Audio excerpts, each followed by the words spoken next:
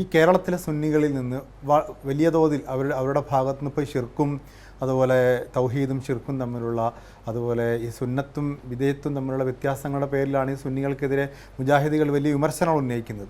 ഈ കാര്യത്തിൽ എന്തെല്ലാം പ്രവർത്തികളിൽ ഇപ്പോഴും നേരത്തെ ഉന്നയിച്ച പല വിഷയങ്ങളുണ്ട്, അതിൽ നിലനിൽക്കുന്നതായിട്ടുള്ള ഷിർക്കിൻ്റെ വശങ്ങൾ ഇപ്പോഴും സുന്നികളിലുണ്ട് എന്ന് കരുതുന്നുണ്ട്? തീർച്ചയായും അത് നമ്മൾ മനസ്സിലാക്കേണ്ട ഒരു കാര്യം, സുന്നികൾ പോലും ഇത് തുറന്ന് പറയേണ്ടി വരുന്ന ഒരു സാഹചര്യത്തിലാണ് നമ്മൾ ജീവിക്കുന്നത്.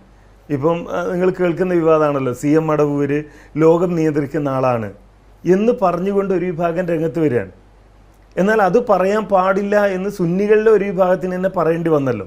അപ്പം പച്ചയായ ഈ ബഹുദൈവ വിശ്വാസം, അതായത് ലോകം നിയന്ത്രിക്കുന്നത് ഈ കോഴിക്കോട് ജില്ലയിൽ ജീവിച്ച് മരിച്ചുപോയ രഞ്ജിത്തിൻ്റെ എൻ്റെയൊക്കെ പ്രായമുള്ള സമയത്താണ് അദ്ദേഹം മരണപ്പെടുന്നത്. ഒരു 30 കൊല്ലം ആയിട്ടുള്ള അദ്ദേഹം മരണപ്പെട്ടിട്ട്. അപ്പോൾ ആ സമയത്ത് മരണപ്പെട്ടു പോയ ഒരു മനുഷ്യനാണ് ലോകത്തിൻ്റെ മുഴുവൻ കാര്യങ്ങളും നിയന്ത്രിക്കുന്നത് എന്ന് ഇസ്ലാമിൻ്റെ പേരിൽ പറഞ്ഞാൽ, ഇസ്ലാമിനെ പറ്റി പ്രാഥമിക ധാരണയുള്ള ഒരാൾക്ക് അത് അംഗീകരിക്കാൻ കഴിയുമോ? തൗഹീദുമായി ബന്ധപ്പെട്ടതാണ് ഒന്നാമത്തെ ഏറ്റവും പ്രധാനത തന്നെയാണ്. അതോടൊപ്പം തന്നെ ഇപ്പം നടന്നുകൊണ്ടിരിക്കുന്ന കാര്യങ്ങൾ, ഈ ശവകുടീരങ്ങളിൽ നടന്നുകൊണ്ടിരിക്കുന്ന, അവിടെ പോയി പ്രാർത്ഥന നടത്തുകയും അവിടത്തേക്ക് നേർച്ചയാക്കുകയും ചെയ്യുന്ന കാര്യങ്ങൾ, പിന്നെ പുതിയ അനാചാരങ്ങളും അതേപോലെ ആത്മീയ ചൂഷണത്തിൻ്റെ പുതിയ വഴികളും, മുടി വളർന്നുകൊണ്ട്, ഇതൊന്നും ഇപ്പോൾ മുജാഹിദുകൾ പറയേണ്ടതില്ല. കാരണം മുടി വളരുന്നു എന്ന് കാന്തപുരം പറയുമ്പോൾ അത് വളരുന്നില്ല എന്ന് പറയുന്നത് ആര് തന്നെയാണ്?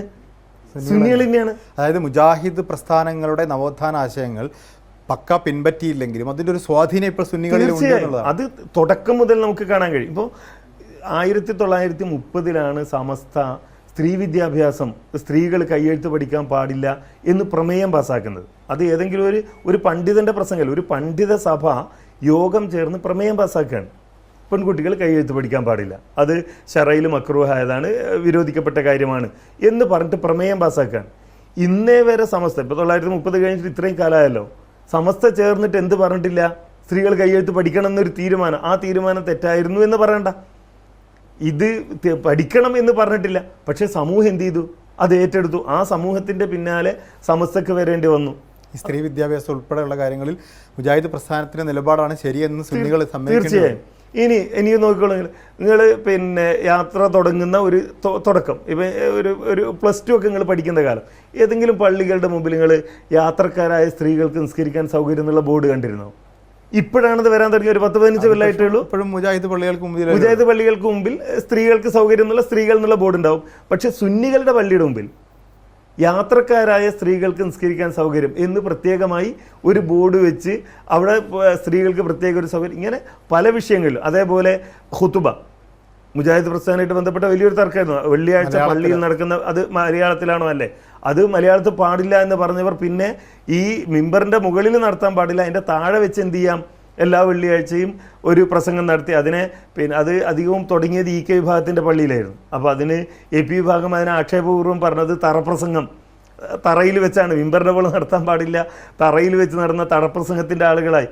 ഇങ്ങനെ ഏത് മേഖലയിൽ നമ്മൾ പരിശോധിച്ചാലും ഈ മുജാഹിദ് പ്രസ്ഥാനം ഇവിടെ തുടങ്ങി വെച്ച ആ ഒരു ദൗത്യം ഏറ്റെടുക്കാൻ സുന്നികളിൽ നിന്ന് തന്നെ ആളുകൾ വരുന്നു എന്നത് വളരെ സന്തോഷത്തോടുകൂടി നമുക്ക് പറയാൻ കഴിയുന്ന കാര്യം. ഇപ്പോഴും മുജാഹിദുകൾക്കെതിരായിട്ടുള്ള വിമർശനങ്ങൾ, ആ വിമർശനങ്ങൾ ഇപ്പോഴും തുടരുകയാണ്. ആ തുടരുന്നതിൽ ഇപ്പോൾ ഷിർക്കിൻ്റെ ആളുകൾ എന്ന് പറയുന്നത് സുന്നികളാണെന്ന് മുജാഹിദ് പറയുമ്പോൾ തിരിച്ച് ഇസ്ലാമിൻ്റെ വഴിയിൽ നിന്ന് വിധേയത്തായി പോയവരാണ് മുജാഹിദുകൾ എന്ന് അവർ ആക്ഷേപം ഉന്നയിച്ചുകൊണ്ടേ ഇരിക്കുന്നുണ്ട്. അതെന്തുകൊണ്ടായിരിക്കും? ഒരു സംഘടനാ ബലം എന്നതിനപ്പുറത്തേക്ക് ആശയപരമായിട്ട് എന്തെങ്കിലും അടിത്തറയുണ്ടോ അതിനകത്ത്? അല്ല, എന്ന് വെച്ചാൽ ഇവിടെ പാരമ്പര്യം എന്നതൊരു വൈകാരികതയാണല്ലോ. ഏത് സാധാരണക്കാരനെയും പിന്നെ ഒന്ന് തളച്ചിടാൻ പറ്റുന്നൊരു വൈകാരികതയാണ് ഈ പാരമ്പര്യം എന്ന് പറയുന്നത്. അപ്പോൾ ഇപ്പോൾ സ്വാഭാവികമായും നമ്മൾ ചെയ്യുന്ന ഒരു കാര്യം ശരിയല്ല എന്ന് പറയുമ്പോൾ ഈ പൗരോഹിത്യം സാധാരണക്കാരായ ആളുകളോട് ചോദിക്കുന്നത്, നിങ്ങളുടെ വാപ്പ ചെയ്തതല്ലേ, നിങ്ങളുടെ വാപ്പാൻ്റെ വാപ്പ ചെയ്തതല്ലേ എന്ന് ചോദിച്ചൊരു വൈകാരികത ആളുകളുടെ ഇടയിൽ സൃഷ്ടിക്കുന്ന ഒരു സമീപനം ഉണ്ട്. പക്ഷേ ഇപ്പോൾ തലമുറ പഠിക്കാൻ തുടങ്ങിയപ്പോൾ, ആളുകൾ വിദ്യാഭ്യാസം നേടാനും കാര്യങ്ങൾ മനസ്സിലാക്കാനും തുടങ്ങിയപ്പോൾ അങ്ങനെ ഒരു വൈകാരികത ഇളക്കിവിടാൻ സ്വാഭാവികമായിട്ടും സാധിക്കാത്ത ഒരവസ്ഥയുണ്ട്. ഇവിടെ പുതിയ ആചാരം എന്ന് മുജാഹിദുകൾ എപ്പോഴും ചോദിക്കുന്നതാണ്, എന്താണ് മുജാഹിദുകൾ പുതിയതായി ഉണ്ടാക്കുന്നത്?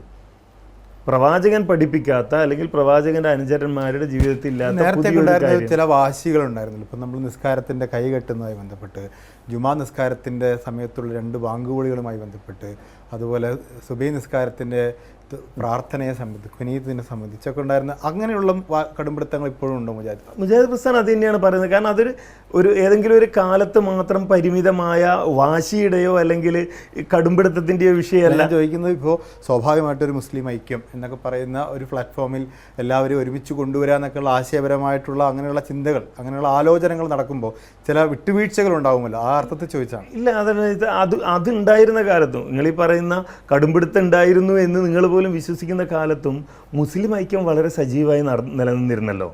അതിൻ്റെ പേരിലാണല്ലോ യഥാർത്ഥത്തിൽ സമസ്ത 2ആയി മാറിയത്. മുതലക്കുളം മൈതാനിയിൽ അബൂ ഹസൻ അലി നദ്വിയുടെ കൂടെ ഇ.കെ. ഹസൻ മുസ്ലിയാർ വേദി പങ്കിട്ടു ശരീഅത്ത് വിഷയത്തിൽ ആ വിവാദ സമയത്ത്. അതാണ് സമസ്തയിലെ പിളർപ്പിൻ്റെ ഏറ്റവും പ്രധാനപ്പെട്ട ഒരു കാര്യമായി പറഞ്ഞത്. അപ്പോൾ അന്നും മുജാഹിദുകൾ ഇത് പറഞ്ഞുകൊണ്ടേയിരുന്നവരാണ്, ഇന്നും അത് പറയുന്നുണ്ട്. എന്നാൽ ഈ സമുദായവുമായി ബന്ധപ്പെട്ട, സമൂഹവുമായി ബന്ധപ്പെട്ട ഏത് വിഷയങ്ങളിലും ആരുടെയും കൂടെ ഒന്നിച്ചിരിക്കുന്നതിന് ഈ ഇപ്പറഞ്ഞ നിലപാടുകളിൽ ഉറച്ചു നിൽക്കുക എന്നുള്ളത് ഒരിക്കലും മുജാഹിദ് പ്രസ്ഥാനം സംബന്ധിച്ചിടത്തോളം തടസ്സമായി മാറിയിട്ടില്ല.